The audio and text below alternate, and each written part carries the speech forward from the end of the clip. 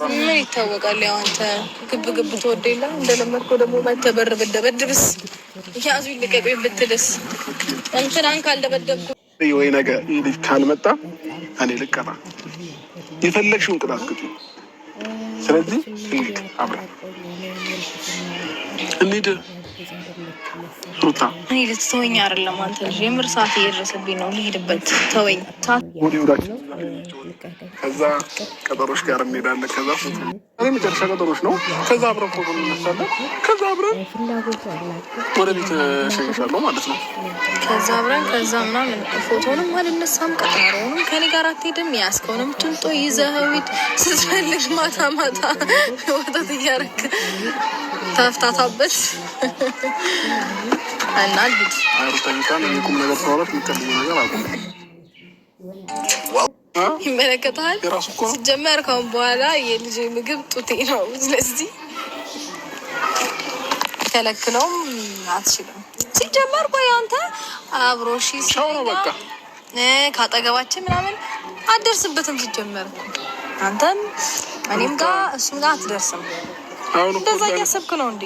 ለእኔ ፍቅርሽ መቀነስ የለበትም እኮ። ኧረ መተዋወቅ እኔ ነው እባክሽ መተዋወቅ።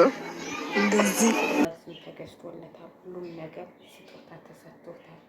የጡጡም ሁሉም ነገር አልፈልግም ካንተ እያለች ነው። ይሄማ ያጠራጠራል። ከትናንት ወዲያ አንተን አይመስልም ማለት ነው። ከሱ አይደለም እንዲያደርግ ዘንድ እኔ እኮ አሁን ሴት እኮ አለ እንትን ብሎኛልና እያለችው እኔ ራሱ ደንግጫለሁ ማለት የማይባል ነገር እያለች ያለችው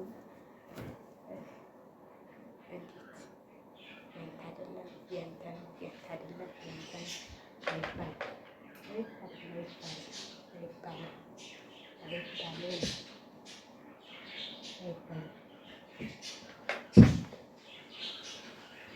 ባልማት እንዴት ነው ብሎ ሲለማመጥ ለአንድ ቀን እንኳን ማን በቃ የገዛ ልጁ ነው። ምንድን ነው አብረሽ ስተኛ ነበር ምን አፈርሽበት እንዲያሁን አብሮሽ እንዲሄድ ያፈርሽበት አብሮሽ ቲክቶክ ላይ ተዘፍተሽ እያደልሽ አብረን የሚመስልሽ እንዴ?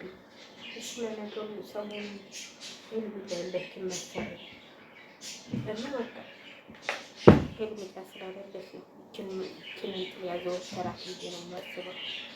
ሁሉም እንግዲህ እንትን ስላሏት ሄልሜላንም ሁሉም ስለጨፈጨፈ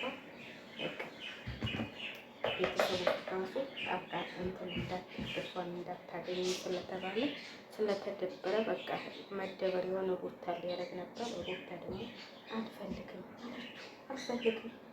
አትንዴትም አብድ ካንተ ጋር ሂድ ነገር አጠራጣሪ ነው እንዴ?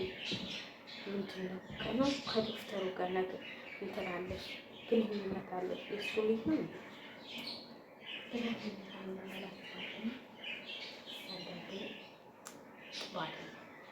ተጠቀም ሲባል አይደለም።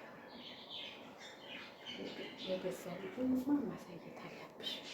የገዛ ልጁ ሐኪም ቤት ወስደሽ ችግር የለም ምን ችግር አለ? ችግር ያለው አይመስለኝም። ስለዚህ ሩታዬ እንግዲህ አብረሽ እንዳለው ብሎሻል።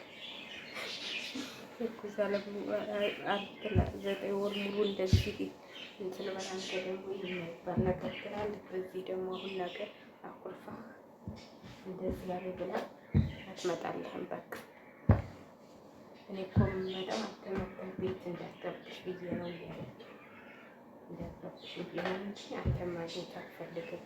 ከቤት መተህ ብታንኳኳስ እነንትላን ብታስብ ይደበድባለሁ ትለሳ መጡ። እንግዲህ እነንትላን ናቸው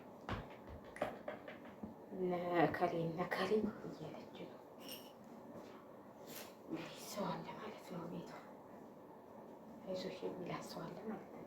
አባት ያፈሰው አለ ማለት ነው። እና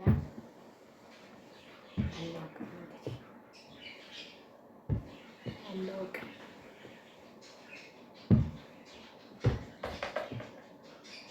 ስትወልድ እናያለን እንግዲህ አብርሽ እንዳለው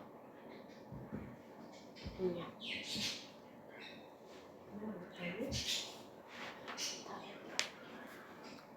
ስታረጊ አታስጨንቂ እያልሽ ደግሞ ዛሬ ማታ ይመጣልናል። እሱን ሆነ የቀረው ወይ ወለደች ብሎ ወይም እዛችሁ ቦታቸው ይመጣልናል ማለት ነው። እናንተ ምን ሆኖ ነው ድክም አይላችሁ?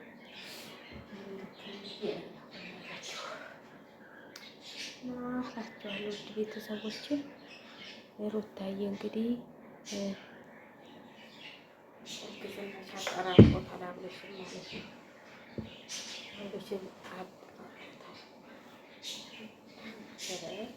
አንዳንዴ ግን የምንለውና የምናወራው ሲመጣ ነው እንጂ አብርሽ እንደዚህ ሆና ከኔ አይደለም ብትል ነው ይሻል ነበር፣ እንቀበል ነበር ማለት ነው። ሁኔታውን አይተን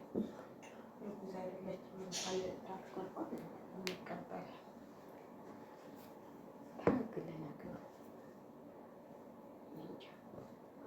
ድራማ ነው እየሰሩብን ትችዋቸው። እስኪ ቲክቶክ ላይ ቁጭ ብሎ እንትን ሲሉ ሲለፈልጉ ያፍራሉ።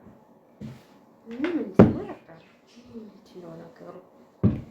እስከምትወልድ ድረስ እንደዚህ እያልን እንዲሻቀር እያላቸው ነው። አላህ አስተያየታችሁንም በኮሜንት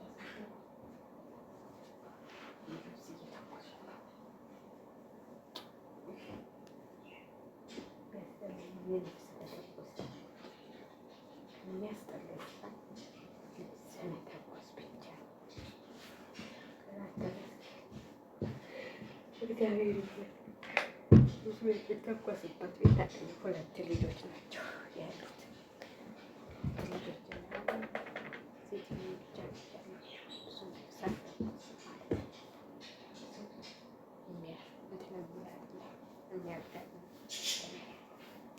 ቀን አንዴ ነው ሁልጊዜ የሚተኩሱ አሉ አይደል? የሶስት ቀን አንዴ እናጠዋለን፣ ሶስት ቀን አንዴ ይተኩሳለን።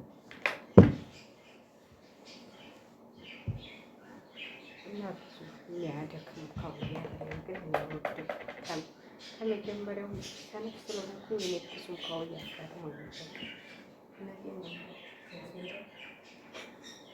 እኔ በካውያ ነገር እንኳን እግዚአብሔር በፊት ስንወድ እናት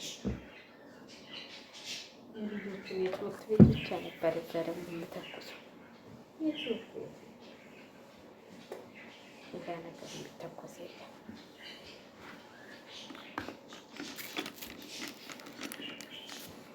እና ካውያ አልተኩስም። ልጆቹ ካውያ ሲደክማቸው አዝኑ ነበር።